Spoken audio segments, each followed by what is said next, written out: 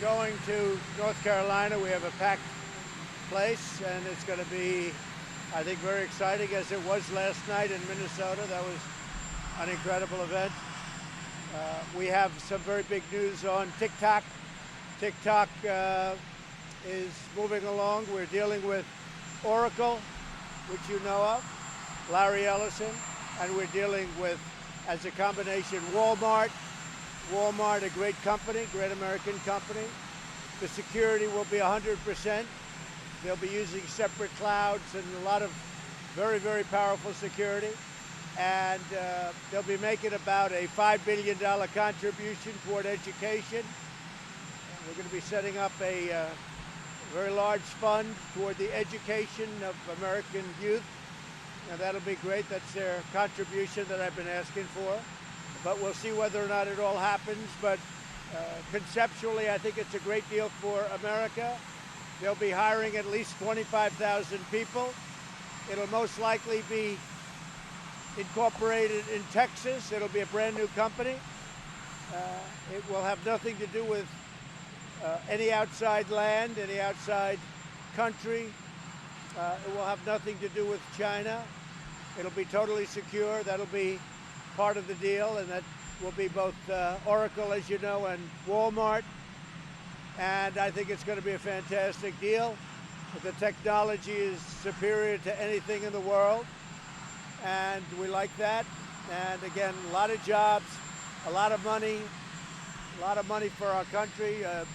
Billions of dollars of taxes will be paid every year, and hundreds of millions of users, and they'll be happy. So everybody will be happy. It's a severance. It'll continue to be named TikTok, as it was all along, and that's it. That's it. So I can say that I have given the deal my blessing. If they get it done, that's great. If they don't, that's okay too. But it's a great deal for America, and very interesting. Do you approve the deal? I approve the deal in concept, yes. Do you want to see a nominee on your Supreme Court choice before the election? Well, we'll see what happens. We'll be talking to people soon. We have great respect for the process. This has happened numerous times, and every time there was a nominee, as you know.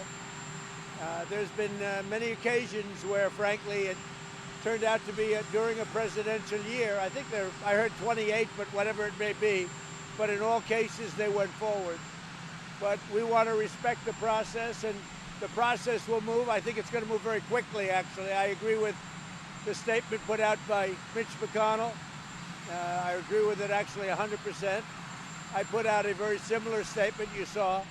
So I think we're going to start the process extremely soon, and we'll have a nominee very soon. Say it? Well, they're going to report the full scope of the deal very soon, very soon. But it'll be totally controlled by Oracle and Walmart. All of the control is Walmart and Oracle, two great American companies. And you have the combination of the Walmart, that's obvious, and the high tech of Oracle, and the genius of the two leaders of those companies. Okay?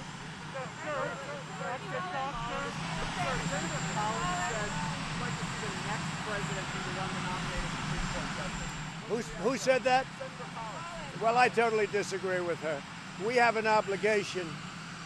We won, and we have an obligation as the winners to pick who we want. That's not the next president. Hopefully I'll be the next president. But we're here now. Right now we're here. And we have an obligation to the voters, all of the people, the millions of people that put us here in the form of a victory. We have an obligation to them, to all of those voters. And it's a very simple thing. So I would disagree. If that's what she said, that's not the way I read it. I read it differently. But if that's what she said, I totally disagree. Now, how many people are on your short list? Do you have a short list? I do. I have a short list.